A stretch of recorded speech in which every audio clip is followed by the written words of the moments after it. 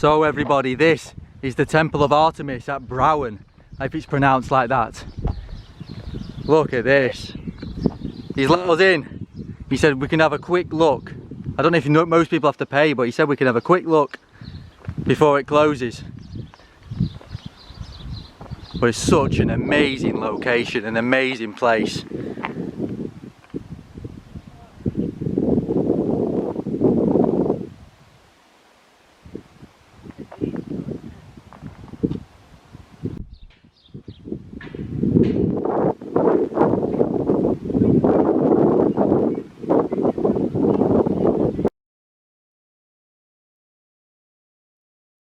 So everybody, you're not allowed to touch the stones here. I just got the guy blowing a whistle at me. You're not allowed to. It's a shame, because I want to feel the energy here. It's so out of the way, so much more peaceful and quiet, and such an amazing location. The one in Athens, so busy, but there's only 1 or 2 people here right now. It's nearly closing time, so it'll be the quietest it probably gets. But other than the old world structures I normally go to, I can't really say much about this building because there's not much left of it apart from the colonnades. So I'm only learning for myself really what these types of structures were. All I know is that the principle of the colonnade, and if there's iron inside, it might be similar to the other structures I've been going around, but there's always like a block on top, if you notice, on the other structures, which similar to Stonehenge, if you know what I mean. Or like you know, standing stones are the way they originally were.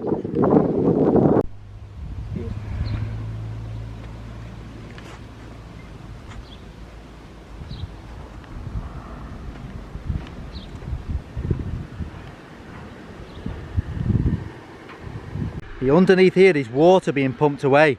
Again, there's probably going to be water here at one point. Look, as you can see here, look at this.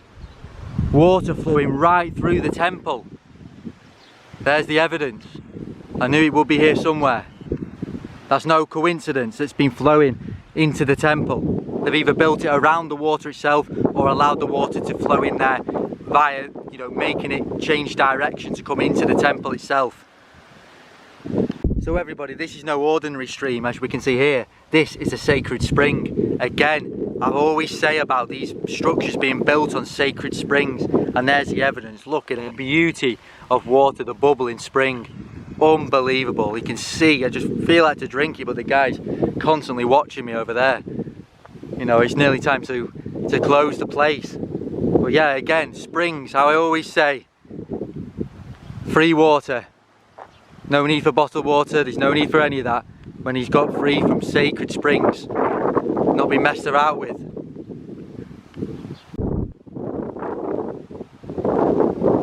Unless you're here, you won't be able to feel the sacredness of this area. It's absolutely stunning, so still, and it is giving off such an energy because they built these structures to have that connection with the source as a thank you, to live the life. This is the life they were living back then.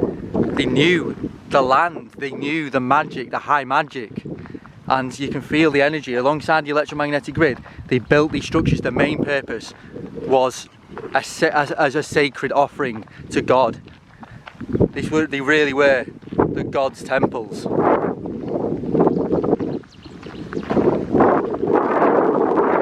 And maybe not all of them were part of that electromagnetic grid. In the cities, 100% there was a lot of buildings with the electromagnetic grid, but ones like these, I've been searching for the function for a while. The function is only found once you're here, and it's sacredness, magic. So right here next to the temple, we've just sat down on a bench. It's closed up for the day. There's all these yellow butterflies everywhere. I don't know if you can see them with the camera, just floating around. But yeah, this is a nature reserve actually. It's a Greek nature reserve, and there's actually tortoises here as well. I've just seen one before. It's fantastic to see wild tortoises. Just sat here looking at all of the insects, these dragonflies. There's a little dragonfly here. This is his territory, and he's so adapted and evolved over time. See, this is proof that God exists. This is proof of the beauty of this earth. He's so adapted to be able to get these little insects. He's trying, I don't know if you can see him just flying around over there, but he's so adapted to try and get these midges and flies to keep him alive. And also in terms of the cycle, the dragonfly needs to be there, unless the bugs, would there be too many bugs, there are too many little ones, so everything's kept in balance. And just thinking, just watching the insects and listening to the birds, just to be still, you get the truth of life.